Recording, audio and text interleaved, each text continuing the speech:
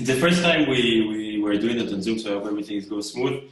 And welcome everyone to Blockchain Mania. And most of us know us. So we've been doing blockchain meetups for the last 3.5 years. Our last event, we did one meetup around 3 months ago, but we had a big hackathon, or our first hackathon that we actually organized in the summer. And since then, we did only one event. But now, because of we try to take advantage of the Corona crisis to kind of do it virtually, which is actually easier because we can bring more speakers. They don't need to come physically to Hamburg. So you have to look at the bright side sometimes, right? So the situation is quite bad, but we try to make the most of it.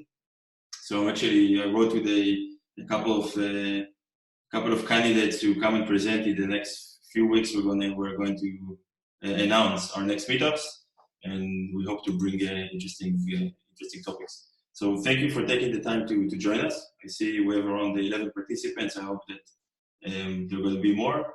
We actually started a Twitter account, so please follow us because we want to try to transfer our communication to the community through Twitter because it's just easier than Meetup actually. And I don't know what's going on with Meetup. They say that they're going to start to charge on RSVPs and they're changing the business model, so I'm not sure how long we're actually going to stay in the Meetup platform. And because we're in the crypto and blockchain space and Twitter is very active. So please follow us. You see we have only 6 followers, which is quite embarrassing, but I hope it's going to increase. So we had an emergency today. Actually, our first talk was supposed to be about the EOS ecosystem, but the speaker contacted me today in the morning and told me that he doesn't have access to a reliable internet connection. So I had to cancel him because I didn't want to have the first our first Zoom event, and one of the speakers cannot really use Zoom. So I just took an executive decision to cancel the presentation. And instead of that, I think we have a very, very interesting speaker. It's Dr. Roy Sarel, which is a friend of mine and a colleague. And he recently, I think yesterday, released a 40-page research paper about the effect of the coronavirus on the crypto markets, which I think is going to be very interesting. So thank you, Roy, for taking the time and kind of reacting fast to my emergency. And our second speaker is one of the core members of our organization team as well. It's David, and he will recap recently he went to a conference which is called FCC, which took place in Paris. And actually there was a corona outbreak, so a lot of the participants there actually got tested positive. So there was they got tested as well. I think David is okay. Philip is okay as well. So thank God no one got hurt. So he's going to talk about the conference and give some examples about some usable decentralized services that he got some experience with as a user. So with no further ado, I want to give the stage to Roy. Again, thank you very much for responding so fast, and we're very excited to have you here. Maybe you start with a small intro about what you do, who you are in a couple of sentences, and then you can dive into your research. Okay, thank you. Okay, thank you very much. So first of all, I come from faraway Hamburg, so I'm here, and I hopefully will be able to participate in the face-to-face meetings that we will have once the virus is over. So for those of you who don't know me, I'm basically related to the blockchain scene in 2 different roles. On one hand, I have a blockchain startup called BlockSource. We're working on decentralized ratings, so trying to improve trust in rating systems, and specifically the use case that we're after at the moment is how to improve all these lists that rank startups as better or worse than other startups and actually get money under the table to do that using Ethereum. And we distribute tokens as a financial incentive, much like Steemit. And we're in seed startup, so if anybody is interested in that, come talk to me afterwards. And my second hat, as Omri mentioned, I'm a researcher, currently a postdoctoral researcher at the Institute of Law and Economics at the University of Hamburg. Also had my PhD in Frankfurt School of Finance in Germany. MBA from the Hebrew University, and a lawyer in Israel as well. But today, so as already gave a bit of a disclaimer, let me add to that. So this is a last-minute talk about a paper which was released yesterday about a topic which is going on at the moment. So don't be surprised if everything I say will just change tomorrow because the market will shift again. So no guarantees there. Nonetheless, I will try to give some of the insights of what we've learned so far. So I guess there's no need to introduce the coronavirus, but just in a few words, as you all know, a big event started in China in December 2019, also known as COVID-19, which I didn't know until recently, but apparently it's just the initials of coronavirus disease. That's COVID. I thought it's some scientific thing. And then it started moving around the world. The last time I looked a couple of minutes ago, there were 400,000 infected people all over the world. Germany has been hit strong as well. And that's why we're all in Zoom at the moment. And as people in the blockchain sphere, of course, one of the interesting questions is what is the effect of all these events on the cryptocurrency market? And I think this is an interesting event because it really gives us the first real global crisis that we can see how this relatively new market responds. Of course, we've had the big burst of the crypto bubble in 2019, but I think that's not really a kind of global event like the one we're talking about at the moment. In order to sort of figure this out, there are two ways to go about this. One is to make a bit of theoretical arguments of how you think investors do and should respond when such an event happens. And the second, as a good researcher, you look at the empirical data and see which kind of the arguments it supports. So let me start quickly with the theory. As we know, one of the big advantages of cryptocurrencies is that they are decentralized and we don't need or have the intervention of governments other than regulation. Now, what this potentially means is that when such a crisis opens up, cryptocurrencies have an advantage. Instead of relying on central banks and how they manage our money, quantitative easing and so on, we can trust that everything is not being manipulated. So kind of a first intuitive prediction might be that people run away from currencies like the dollar or the euro to crypto, especially because the cryptocurrencies are also liquid and you can trade them anywhere in the world. So suppose you are an investor in China and everybody around you is in a lockdown and you want to be able to use that money abroad, you can just withdraw it from there, or you can have your representatives that are sitting in the US say, withdraw the Bitcoin or any other currency and use it there. So this appeal that it's globally usable seems like a good argument for why people would like cryptocurrencies. Another reason which would lead to the same outcome, but has a very different reason, is herding.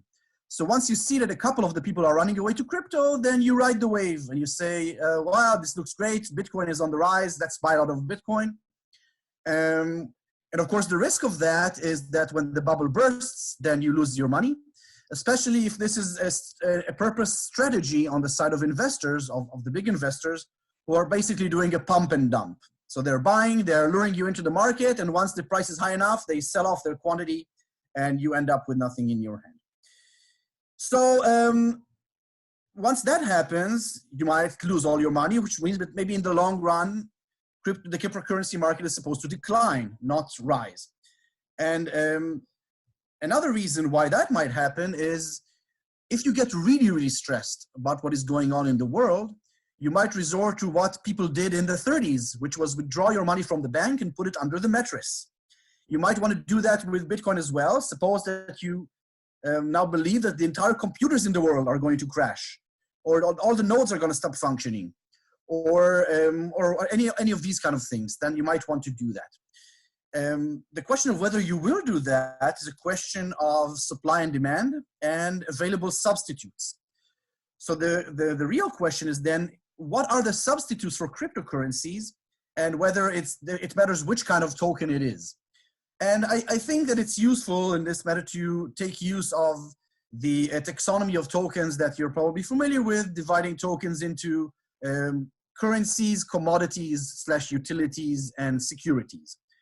This has been going on in the academia as available categorization, and recently proposed also in a bill at the US, at the Congress.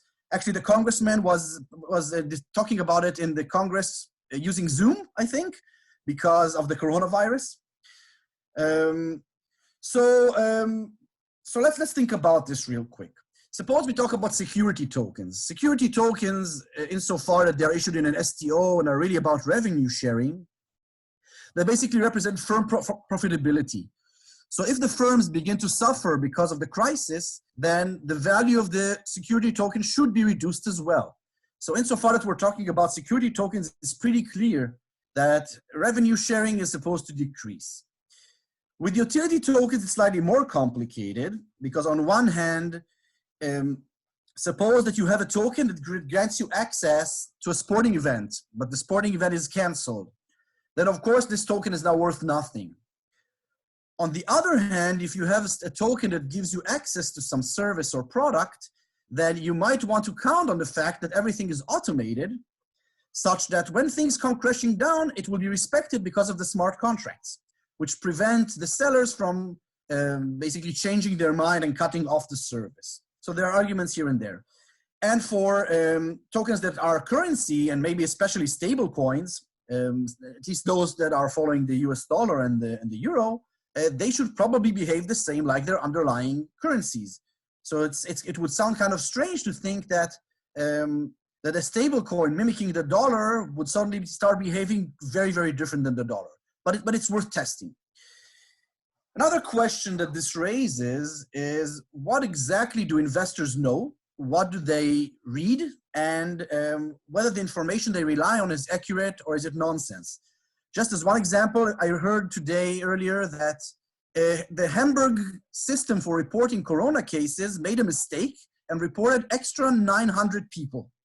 Now, when investors hear such a thing, it's not clear, do investors follow up? Do they do some due diligence of this information? Or do they say, well, now the crisis has doubled in size in Hamburg and we need to behave in a certain way? As another example, in mid-February, China changed their reporting behavior. And maybe this is a good time to quickly share my screen.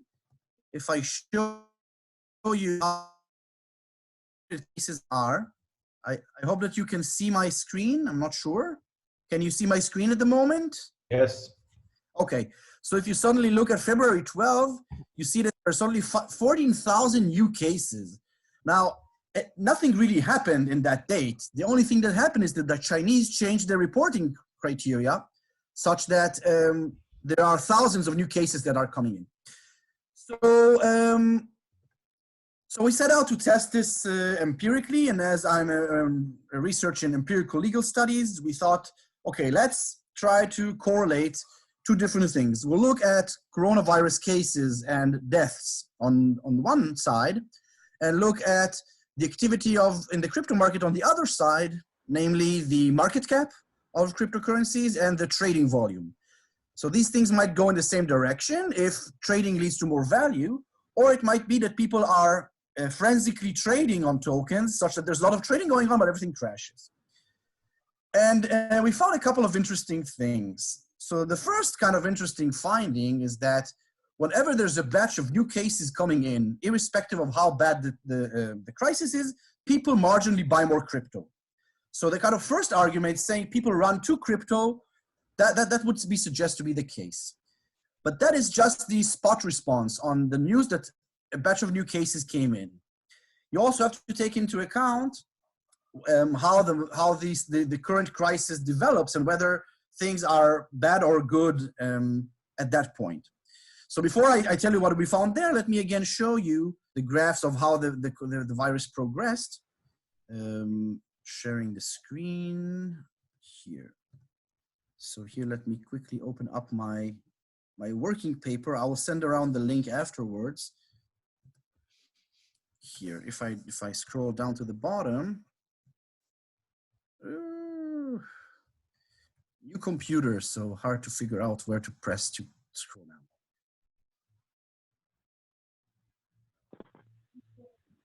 Okay, so this is a graph showing the progress of the virus, and the big line is the total, global, and then we have one line at the bottom, which is China. Which is everything other than China. And then we have this dashed line at the top, which is China. So as you can see, up to the middle of February, In China, things were going bad, and the rest of the world was kind of okay. And then suddenly China started what is known as flattening the curve. It started to decrease their daily cases, while the rest of the world started reacting the opposite. And on this date, more or less, we had 50,000 corona cases around the world. Now, if I scroll down quickly to, this is a graph of the market cap of six of the leading currencies in the market. And we try to anticipate how they behave. So, so this is, you can see negative numbers here because we subtracted the average out of them, so it's standardized. And as you can see, between 0 and about 50,000 cases, the market kept going up. When there were more and more corona cases, people were buying. And then around here, which is the same point where things went bad in the world and okay in China, everything started going the other way around. And the market cap started to decline. This is the case for Bitcoin, Ether, Ripple, Bitcoin Cash, and so on. Now, interestingly, we try to see whether the case is the same for stable coins, and here it's a bit more complicated. So if you look at a true US dollar or PAX, to some extent, it works the same. So in some senses, these, I guess, are perceived as usual tokens, not really as stable coins. But if you look at Tether or Binance USD, it looks almost the opposite. So there's some interesting stuff going on there, and we don't really discuss this too deeply, what this means, because this is more like noise in our sample. We looked at the 100 leading cryptocurrencies, not just these 12. But there's definitely some response going on. And then the next question we asked ourselves is, okay, what is going on here really? Why is it that people started running away from the market? And here, I guess, there are two options. Some of them I've already reviewed under the theory, but some deserve some more attention. So it could be that everybody was pumping until that date and everybody started dumping. That's one option. Another option is that people thought, well, this is a Chinese thing. It's a Chinese thing, so let's hedge ourselves against business in China.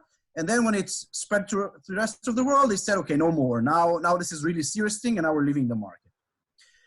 Another option would be that around that date, the world started responding with new policies. So with the gradual closing of borders, with the prohibition for crowding in big crowds, and then basically people started gaining back their respect, their trust in the market, and started moving away to the traditional market. Now, this is slightly less plausible in our setting because we did try to control in our analysis also for the simultaneous movements of the S&P and of the gold prices. So it looks like this is something above and beyond that effect, but we cannot really rule that out as things are ongoing. And now, so the first takeaway of what we see empirically is that on average, people run away to crypto. We do see a statistically significant effect that more corona cases lead to more buying. One more point that I have not mentioned yet is the issue of deaths. So at the risk of being a boring academic, if you look at the numbers over here, this is in millions of US dollars. If you look at deaths, each new corona death corresponds to an increase in the market cap of $2.8 million, whereas a new case would be something around the areas of $60,000. So that's a huge, huge difference. Basically, what this tells us is that investors are responding to how deadly the virus is and not really into how much it is spreading. Now, this is important because people might respond that way to, say, a terrorist attack where people are dying. So it's really important for us to figure out for the future whether people care about this thing is a special case, oh my God, it's a health crisis, or whether this is really about people dying and that effect. And the final note before I give the stage to Q&A is what should we do about all of this? And I will for a second take on the hat of policymakers and then get back to market player because that's what I am on the daily basis. As the government, I guess I would be concerned a little bit about systemic risk, meaning if the cryptocurrency market, which is usually considered to be uncorrelated with the stock market, suddenly becomes correlated at a time of crisis, I should be more concerned about this market than I was before. So if before I would say, okay, well, let the market players play because these are two separate things. Now I need to worry about crashes in the crypto markets spilling over into the real markets. So I would imagine that we are headed towards an even stronger wave of regulation in which the government would try to implement the same kind of stuff we see in regular markets, filing with the SEC and so on. This has been going on in any case, but I guess this might be coming our way. The second thing is, as an investor, maybe now I need to know exactly when to catch the wave. So if another health crisis comes, I could assume, well, it's good to ride the wave a little bit, but I should know that this will not last. The markets might crash at the end, either because of hurting or because of rational people withdrawing their money. And finally, I guess what this means in terms of different types of tokens. So generally speaking, we do find that most tokens behave the same. I showed stablecoins as a different case, but most of the tokens behave the same. This is true also for trading volume, which I didn't show because it's not so interesting, but the extra activity goes along with people buying and selling. This is not an increase in the market cap because people refuse to sell, decreasing the supply. So people are buying, there's higher demand, and that's where this is coming from. So as a lesson for the future, regulation might be coming. We should be careful with the markets. Markets are more interrelated than we would like to think, and tokens behave more or less the same. So while the categorization that regulators are offering to adopt might be relevant for some things, here I would say basically everybody's following the market leader. So token seems to be following where Bitcoin is going, and there's not much of a difference in a time of crisis. So that's my 2 cents on this the situation. I hope this was interesting, and feel free to ask away questions. And by removing the mute from your Zoom. No, you can. I think it's better if you just can you open the chat, Roy, and then everybody can just the chat. write, yeah. How does? Yeah, sure. There is one question already from Philip there. Oh, okay. So yeah, I've got a question. So you phrased it in a way that you kind of imply that there is a causation, that the increasing number of death in the Corona crisis lead to basically an increase in market cap or a higher demand.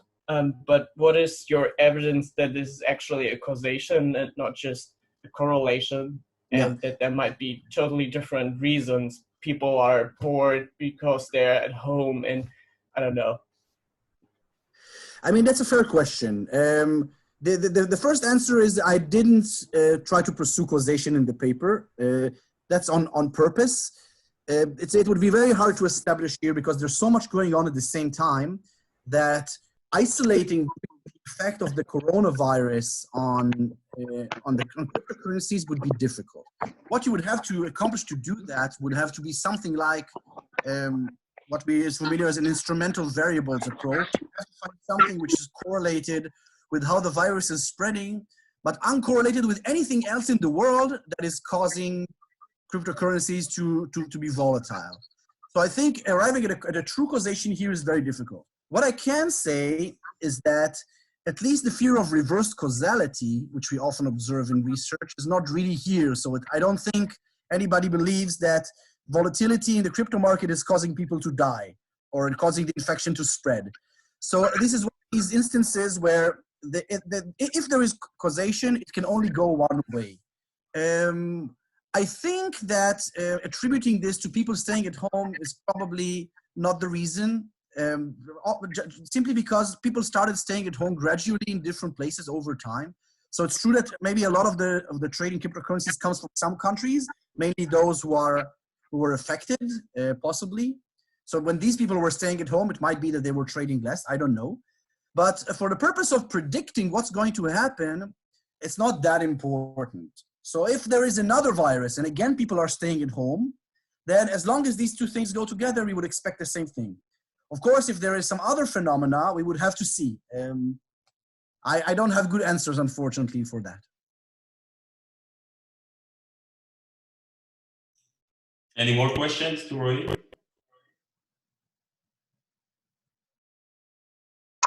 I think I might have a question. Yeah. yeah, people can hear and see me. Hi. I have to get this.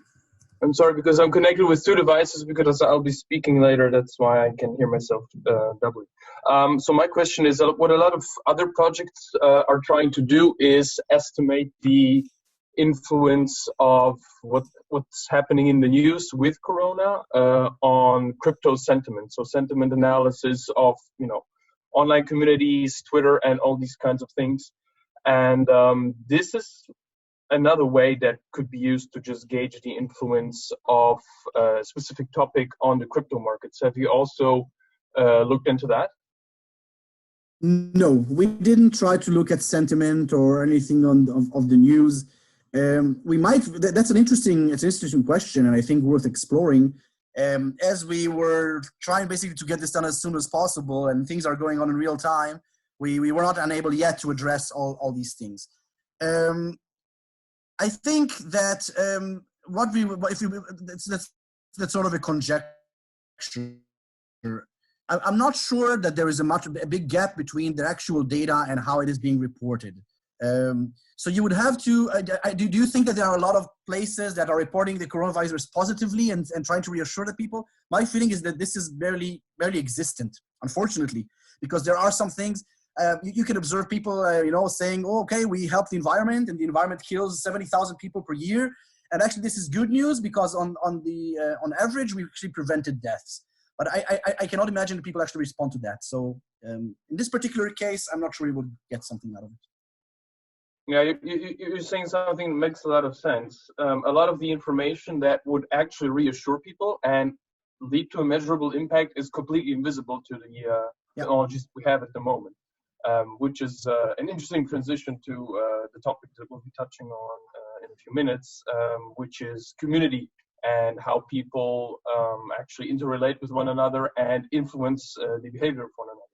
So it's definitely one of the things that I don't think we will have visible for our technology, how we feel, what we think, what moves us yet, until we have a very large proliferation of brain-computer interfaces, which is in the future. But at some point, it's conceivable that this will actually happen, and we will actually have the ability to predict a few steps into the future how crowds will behave, and that's going to be very, very interesting times.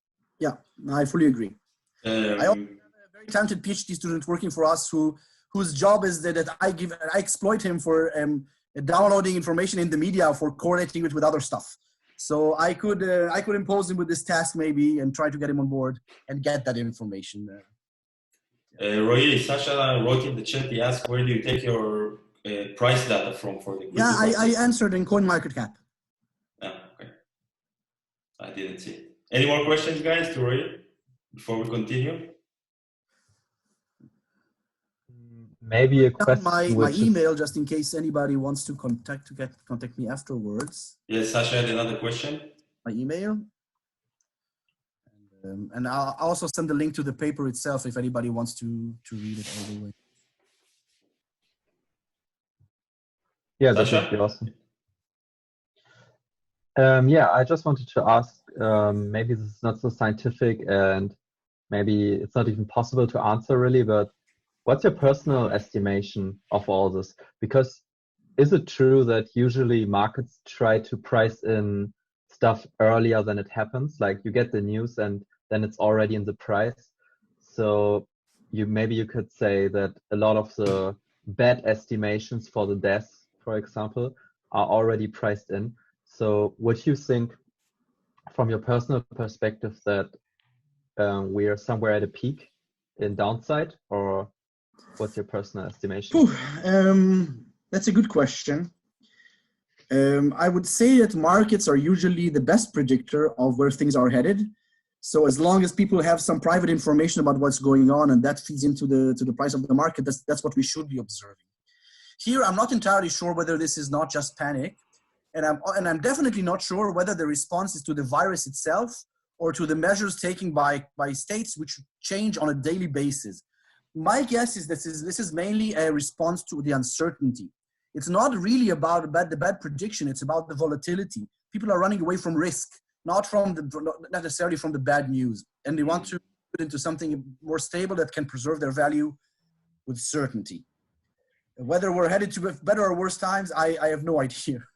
I would hope that we are headed for better times, and I would like to believe that the crypto market is functioning in a way that people make rational choices, and it's not just all, driven by hodlers who just ride waves and then drops everything. Although probably there's quite a bit of that.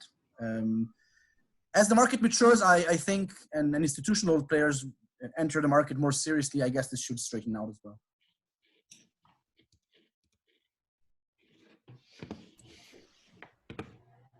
Any more questions?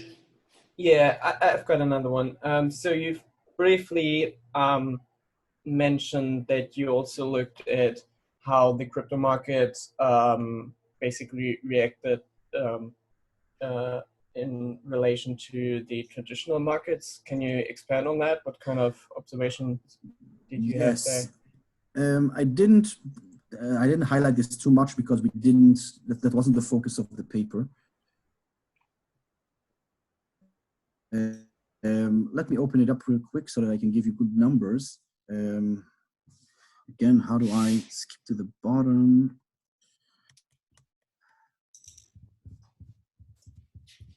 Second here. I want to look at the regression so that I give you accurate answers. So what we try to do is, first of all, control for exchange rates between the dollar and the euro, and the dollar and the yuan. So there you find some correlation, which is not surprising because the market cap is measured in dollars. So we had to do that. But basically what you see is that there's a positive correlation between the market cap and the S&P, a significant correlation. The correlation is 0.28 in one of the things we tested for the market cap, and for the trading volume, let me see. For the trading volume, it's negative. So the reason is that things are co-moving in the same way, but when people are trading in crypto, I guess they're trading less in shares. So people basically abandoned the market there and started trading in crypto. I cannot say exactly where the correlation comes from because, again, we didn't really look too deep into this. But the fact that they are correlated in a time of crisis, and that the market cap is positively correlated, I guess that's a reason for concern, that things are co-moving at the same time.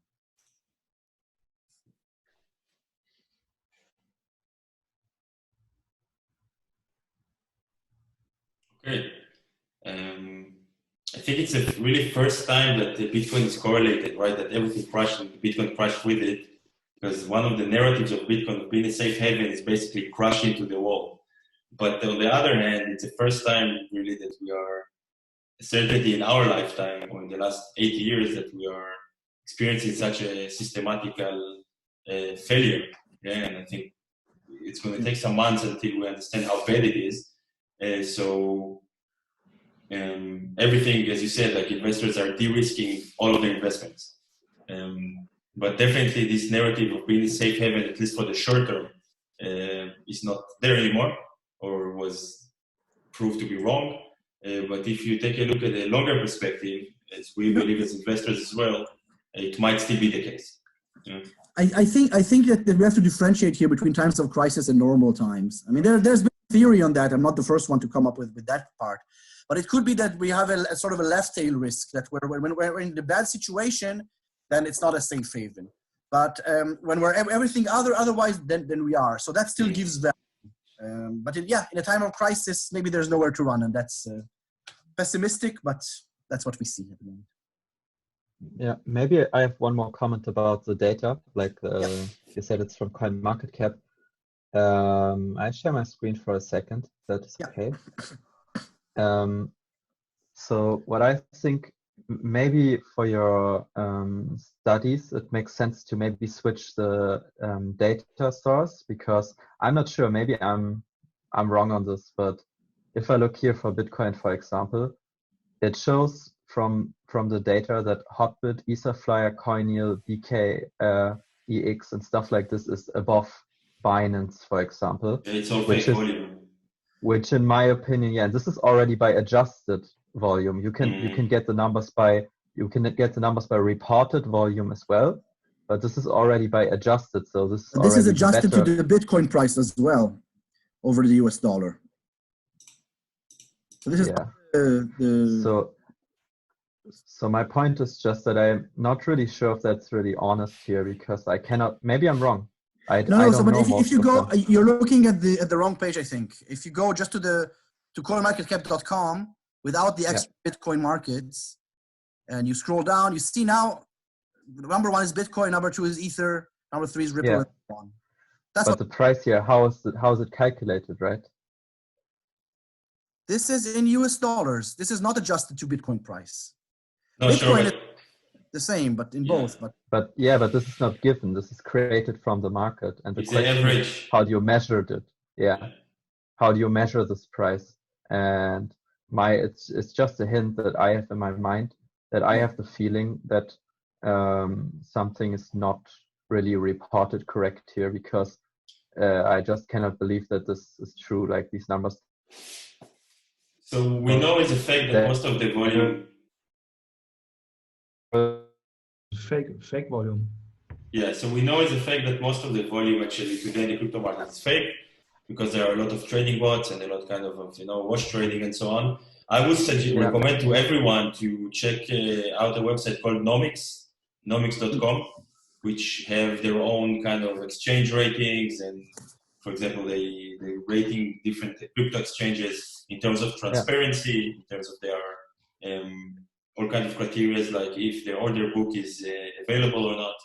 And you see that in these top exchanges that we saw in CoinMarketCap, for example, you cannot see the full order books. So the exchange actually can do whatever they want, right? There are a lot of providers. There's Messari, there's CoinGecko, there's Nomics, and some even made it to their business to try to get rid of this fake reported stuff. Right. So it's just a little comment that I wanted to add. Maybe the price that is reported here is built out of volume, which is not correct. So maybe. I mean, I have one short answer for that, is that we used what is known as fixed effects in our regression, meaning we take out the average for each and every token. So as long as this is constantly fake to the same level, that should be fine. But no, I appreciate it. I will definitely have a look at these ones and see whether this makes a difference. Yeah, sure. And also, I mean, market cap is basically the supply times the price. As long as the price spread isn't that influenced by those markets with fake volume, the error might not be that large. There are so many criteria of the pricing. We look, for example, as fully diluted market cap sometimes, and not the total supply. I would like the circulant supply. So it's really a matter of definition of how you measure market caps in general and pricing as well. True, but what I mean is the error wouldn't be that high because I mean, the volume doesn't play much of a role in the calculation of the market cap. No, I was just wondering, because this is a scientific publication, and I feel like CoinMarketCap is more in the direction of publishing numbers which are not correct, even if they might be have the same mistake all the time, so it doesn't matter. But still, I would maybe try to not use CoinMarketCap. But I'm not sure. Maybe I'm wrong on this as well. Okay. No, fair enough. I think for the general direction, it probably will not make a difference. But for the volume, especially, that's a good comment. I will look into that. Any maybe last question to Roy before we continue? Not a question, but I just wanted to add to the conversation we just had as well. Let me share my screen for a second. Here we are. So a service that I like to use a lot. Can you actually see the screen? Yeah. Yeah, that's cryptowatch.ch. CryptoWatch, very simple, very easy to remember. What their main purpose is to actually get around all this noise and price reporting for the biggest exchanges. And here they actually describe which exchanges they monitor. And for some exchanges, this is not public information. They actually do not really rely on the public APIs, but they have actual access to the order books and can make pretty good estimations and actually visualizations of what's happening in near real time in the exchanges themselves. And they're going to develop this feature in the future to further exchanges. So this might also be something that is interesting for people who are actually trying to work with price data in the crypto markets. Just wanted to put it out. Okay. Cool. Okie dokie. Let me unshare my screen. Okay, so this concludes our first talk. Roy, thank you very much for your time. I hope you're going to join us in future events. Maybe in 1 month you could tell us about what you learned from today for the, like, if you take a look at 1-2 months in the future.